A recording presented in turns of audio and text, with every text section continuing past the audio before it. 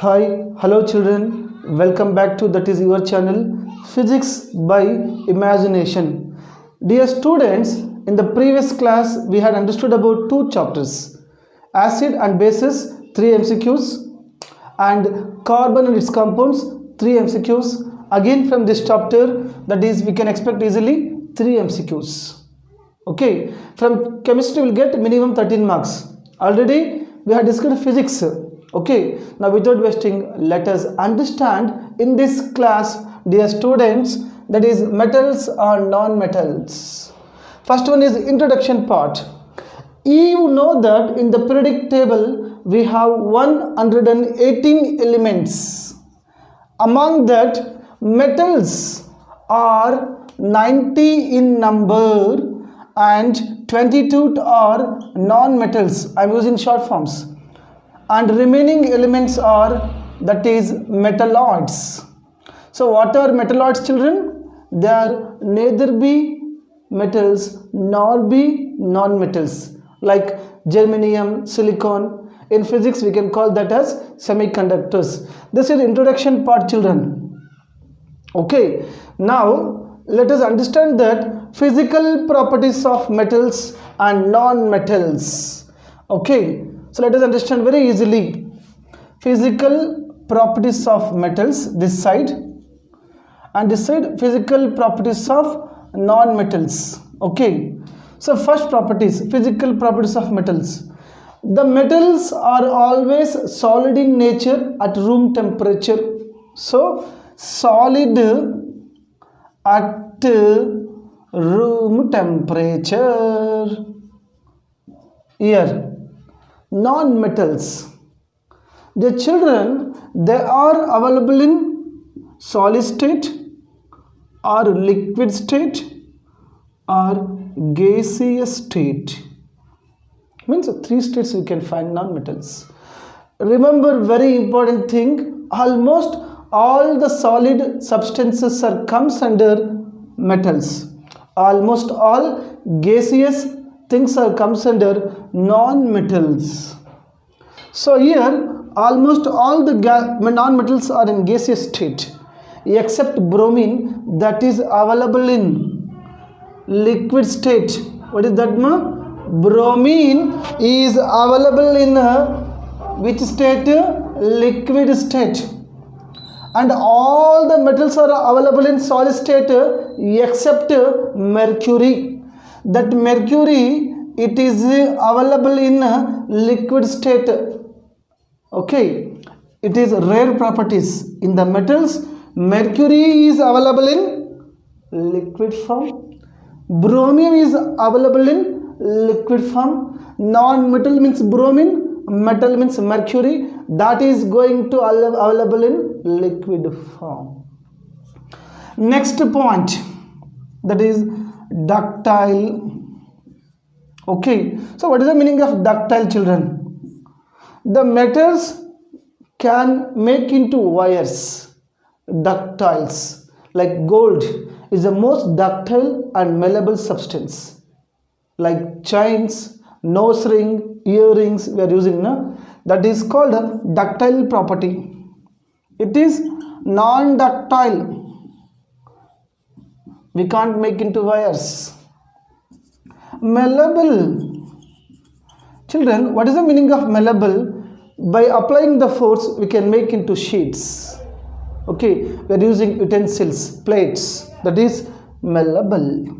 Here non-malleable. The children, MCQ will ask you, remember our properties. Fourth one, sonorous, means if I take plates and if I drop it down, stun means sound will come. That is called, sound is produced by the materials, that is metals, that is called sonorous. Here non-sonorous.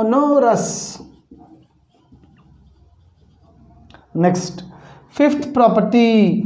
What is fifth property? That is lustrous, shining. So light will be shining, that is called lustrous. So lustrous, children, the metals have the shining property, lustrous. Gold, silver, you see, shining like anything, ornaments. Now here non-lustrous, that is iodine, you might be seeing it is luster a bit.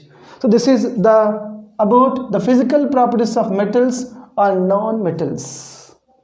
After understanding this, let us understand about, that is, chemical properties. Chemical properties of metals. So it means very simple. How do they react with other chemicals? Let us understand chemical properties of oxygen. Remember word equations. Dear children, whenever a metal is going to be reacted with oxygen, forms metal oxides. If you remember this equation, you can easily attend the MCQ in the exams. Metal plus oxygen gives rise to metal oxide. Let us take copper plus oxygen, it is going to give rise to copper. So here it is not balanced. If you take 2 means, now it is going to be balanced. So here copper metal is going to react with the oxygen, formed copper oxide. So is it for all the metals? No, children. Some metals are there. Lower reactivity series, higher reactivity series, middle reactivity series. We'll understand that later on. So remember, metals plus oxygen gives rise to metal oxides. Okay. So here, second point, we'll understand metal oxides with hydrochloric acid. It means this is the metal oxide. If I take a, now that is called very important point, amphoteric mixtures. Children, many times they had asked students about this. What is amphoteric means? Whenever metal oxides going to react with either acids or bases, which gives salt plus water.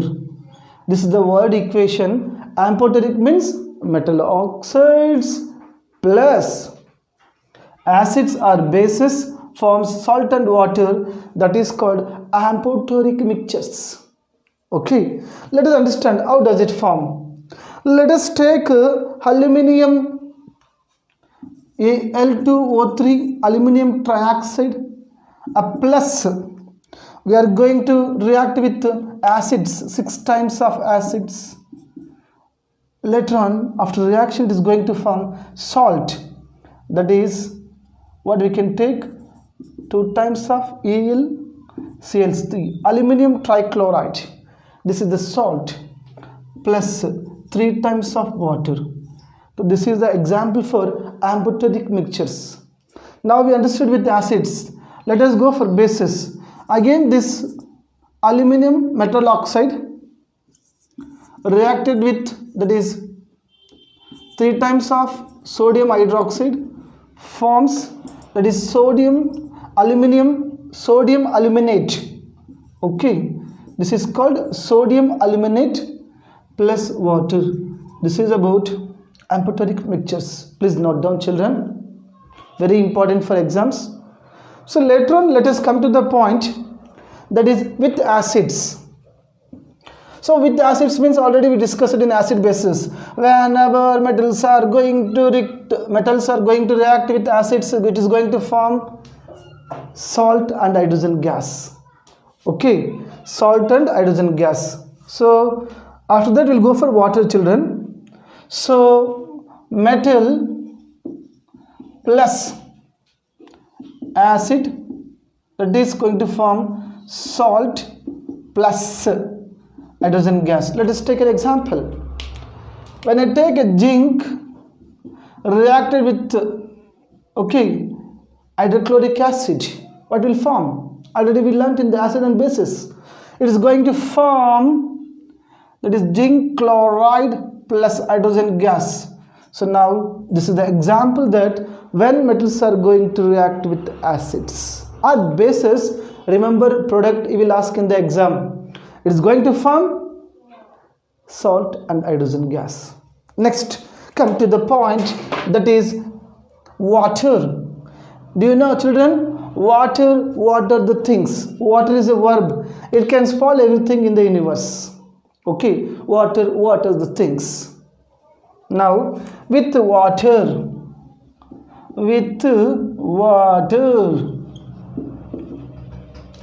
so word equation. When metals are going to react with water, it is going to form, that is metal oxides plus hydrogen gas. Remember, when metals are going to react with oxygen means metal oxides, reaction with water means, that is metal oxides plus hydrogen gas is going to be liberated, produced. Now, so if I take an example, sodium plus water gives rise to sodium hydroxide plus hydrogen gas. So it is same for all? No.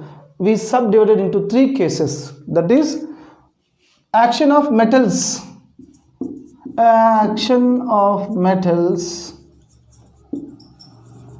with cold water, hot water, steam. Okay, so which elements are going to react with cold, hot and steam? Let us understand. The children, you know that sodium and potassium are having lowest density. We can cut with our hand, we can tear like paper, and they are vigorously react with water and catches fire. So they are going to react with water, so that always sodium and potassium will be stored in the kerosene, because it will not easily react with kerosene. Hot water means magnesium, steam means Ga. Ga means what, children? This is called zinc, this is called iron, this is called aluminium. This is all about actions of metals with water. Later on, we'll go for reactivity series. 100% fixed question. 100% fixed question we can remember in the exam. Just concentrate here. So you may ask you, higher reactivity series to lower reactivity series, or lower reactivity series to higher reactivity series. So I have made a code sentence. Kanaka mega hall, Kanaka mega hall, Jilch. Acha. This is the code to remember, children. That is Kanaka mega hall, Jilch. Acha. Let us understand. From higher reactivity series to lower reactivity series. Kanaka mega hall, Jilch. Acha. Jilcha. Jilcha. Now, this is nothing but potassium. This is sodium. This is calcium. This is magnesium. This is aluminium. This is zinc. This is iron. And this is lead. And this is hydrogen. And this is copper. And this is Hg, mercury. And this is, that is Ag, silver, and this is Au, gold. Over. All the reactivity of series elements we learnt. That is potassium, sodium, calcium, aluminium, zinc, iron, lead, hydrogen, copper, mercury, gold, silver and gold. So that is code is Kanaka mega all Jilcha, Jilcha, Jilcha. Okay, after this, without wasting time, let us understand, children. Please note down. Okay, so you may fix question is there on this. So later on we'll go to the point corrosion. What is corrosion? When the metals are going to react with carbon dioxide, moisture, air, sulfides, oxides, they are going to decay their properties. So what is corrosion? Corrosion. So what is corrosion, children? The process of destructing the materials, okay, when they're reacting with acids, sulfurs, carbon dioxide, moistures, air. So the process of destructing the physical properties of the metals, that process is called corrosion. Destruction means they are going to be decayed, they are going to be spoiled, they are going to be lose their strength. So after understanding corrosion, so now here we'll take silver, copper, very important, children. Third one is iron. When silver react with air, exposed to air, it is going to react with sulfur, and this silver is shining surface, it becomes black color. They will ask in the exam, which color is going to form in the corrosion of silver? Then black color. Similarly, copper is going to react with carbon dioxide, it is going to become green in color. And iron is going to react with exposed to air, means carbon dioxide moisture will be reacted and forms a flaky, a brown color. This is all about corrosion. How can we prevent? The children, prevention of corrosion. Very simple. The first one is painting. So you might be seeing that whenever we are going to use iron things, we are going to paint with metals. Paint with metals. So second one is galvanization. So what is the meaning of galvanization? That is, we are going to coat with metals with another metals. Example, zinc, because zinc is not going to easily react with metal oxides. That is galvanization. And greasing. We are going to grease. We are going to use lubricating things. And by oiling. So by oiling. Next, by using alloys. So because alloys are not easily reacting with moisture and air and water. Next, sixth one, by using electroplating. Same thing, children. We are supplying under the electrolysis process, we are going to coat one layer with another layer like tin. So by using these ways, we can prevent, we can stop corrosion. So last but not least, we are having the word here, alloys.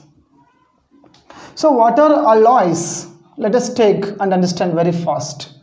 Dear children, alloys, nothing but a mixture of, you might be seen in the mixture, we can see green chili, red chilies, groundnuts, okay, we can peas, like that. What is alloy means? Imagine like mixtures. A mixture of two or more metals are called alloys. Okay, just we are going to mix with two or more metals or non-metals. Now examples they'll ask you, children. 100% fixed question, that is stainless steel, brass, bronze. Stainless steel, stainless, it is not going to easily react with moisture, air and carbon dioxide. So here, when iron is going to add with carbon dioxide, with carbon, then this carbon going to increase the strength of the iron, which becomes very strong like rod. Plus chromium. So these are the metals we are going to find in stainless steel. Okay, iron, carbon, chromium. In the brass, it is a mixture of zinc plus copper. Okay, zinc plus copper. And in the bronze, that is going to mix with, that is copper plus tin. So this is about stainless steel. Brass means zinc and copper, bronze means copper and tin. So we have understood in this class physical properties of metals and physical properties of non-metals, chemical properties of metals with oxygen, water, acids, amphoteric mixtures, and reactivity series, corrosion and alloys. So remaining topics we'll understand in the part 2, children. I hope you understood. If you understand, please share to who are preparing for board exam of this month. Okay, thank you.